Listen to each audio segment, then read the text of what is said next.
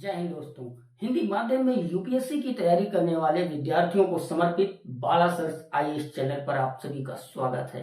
तो दोस्तों, ये जो खूबसूरत बीच का नजारा आप देख रहे हैं, ये एक ऐसे देश का नजारा है जहां की मातृभाषा भोजपुरी है और यह देश राष्ट्रीय दिवस समारोह का आयोजन कर रहा है, जहां पर भारत के प्रधानमंत्री नरेंद्र मोदी जी को मुख्य अतिथि के तौर पर इनवाइट किया गया है। और यहाँ के प्रधानमंत्री नवीन चंद्र राम गुलाम जी मोदी जी को देश के सर्वोच्च नागरिक सम्मान the commander of order of the star and की ऑफ द इंडियन ओशियन पुरस्कार से नवाजेंगे। तो दोस्तों, आप समझ गए होंगे हम कौन से देश की बात कर रहे हैं। अगर नहीं समझ में आया तो चलिए आपको बता देते हैं, ये है मॉरिशस, जहां का खूबसूरत नजारा और बहुत ही शांत प्रिय देश है ये। यहाँ की 52% आबादी पूर्वी उत्तर प्रदेश और बिहार के क्षेत्र से आती है। तो दोस्तों, यहाँ पर मोदी जी के पहुंचने पर उनका भव्य स्वागत किया गया भोजपुरी के पारंपरिक गीतों के साथ।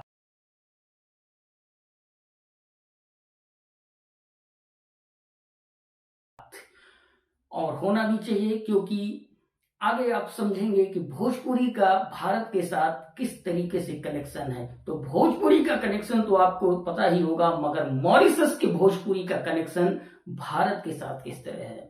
तो दोस्तों, आगे बढ़ते हैं तो आपको बता दें कि 1834 से लेकर के और 1900 के बीच, जब भारत में ब्रिटिश शासन चल रहा था, उस दरमियान यहाँ से गिरमिटिया मजदूर की हैसियत से पूर्वी उत्तर प्रदेश और बिहार से लोगों को मॉरिशस पर एग्रीकल्चर को डेवलप करने के लिए लेकर के जाया गया था। बहुत ही इंटरेस्टिंग स्टोरी है गिरमिटिया मजदूर पर, हम आपको अगले वीडियो में बताएंगे विस्तार से। फिलहाल इसको यहीं पर शॉर्टकट में एंड करते हैं, क्योंकि यह एक दूसरा टॉपिक है। तो आप इतना जान लें कि पूर्वी उत्तर प्रदेश और बिहार क्षेत्र के लोग जो मॉरिशस में जाकर के बसे, उन्हीं के वंशज आज उस देश को चला रहे हैं।